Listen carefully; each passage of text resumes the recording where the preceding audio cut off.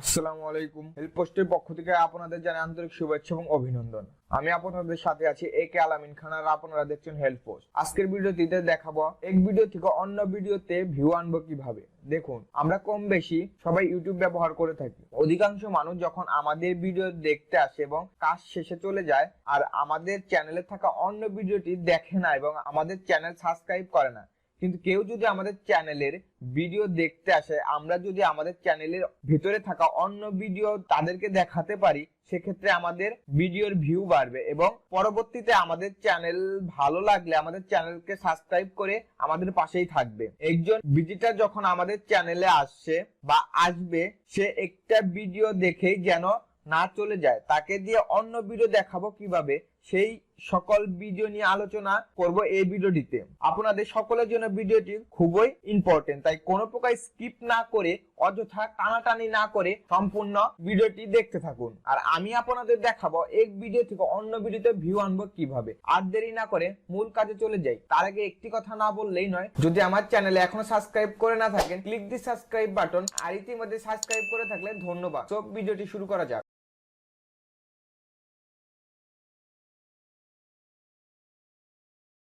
সম্মানিত দর্শক, একটি ভিডিও থেকে অন্য একটি ভিডিওতে ভিউ বাড়ানোর যে প্রথম যে পয়েন্টটি রেখেছি সেটা হচ্ছে ভিডিও মেনশন। কোনো ভিউয়ার যদি আমার চ্যানেলে থাকা কোনো ভিডিও দেখতে আসে এবং দেখে চলে যায়, যার ফলে তার দ্বারা আমরা একটি ভিউ জেনারেট করতে সক্ষম হই। কিন্তু আমরা যদি ভিডিওতে মেনশন করে বলে দেই আমাদের চ্যানেলে এমন একটি ভিডিও আছে যা দেখলে মাত্র একদিনেই 1000 সাবস্ক্রাইবার করে নিতে পারবেন, যেহেতু সে আমার ইউটিউব রিলেটেড ভিডিও দেখতেছে, তার ফলে সে ওই ভিডিওটি দেখতে পারে এবং ভিউ বাড়তে পারে। ভিডিও মেনশন সিরিজ ভিডিওতে অনেক গুরুত্বপূর্ণ ভূমিকা রাখে। একটি ভিডিও থেকে অন্য একটি ভিডিওতে ভিউ বাড়ানোর জন্য দ্বিতীয় যে পয়েন্টটি রেখেছি সেটা হচ্ছে আই কার্ড ব্যবহার করা। আমরা যখন কোনো ভিডিও আপলোড করি তখন আমাদের আপলোড করা একই ধরনের ভিডিও আই কার্ডে দিয়ে আপলোড করতে পারি, যার ফলে আই কার্ডে থাকা ভিডিওটি দর্শক পছন্দ করে দেখতে পারে। মনে রাখতে হবে, আপনি যে বিষয়ের ভিডিওটি তৈরি করছেন ওই একই বিষয়ের কোন রিলেটেড ভিডিও আই কার্ডে ব্যবহার করতে হবে। একটি ভিডিও থেকে আরেকটি ভিডিওতে ভিউ আনার যে তৃতীয় পয়েন্টটি রেখেছি সেটা হলো ভিডিওতে ডিসক্রিপশন বক্সে লিংক দেওয়া। কেউ যদি আমার ভিডিও দেখা অবস্থায় আমার ডিসক্রিপশন বক্সে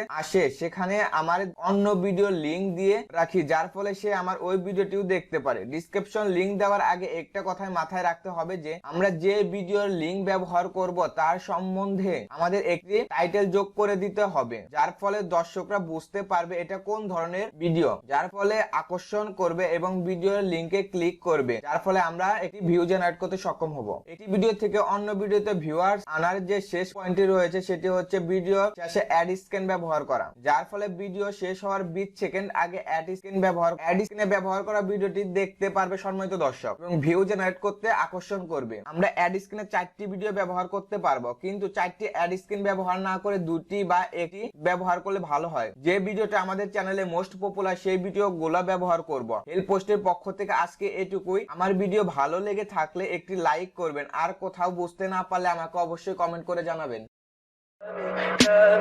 Tell me pretty lies, look me in the face, tell me that you love me, even if it's fake.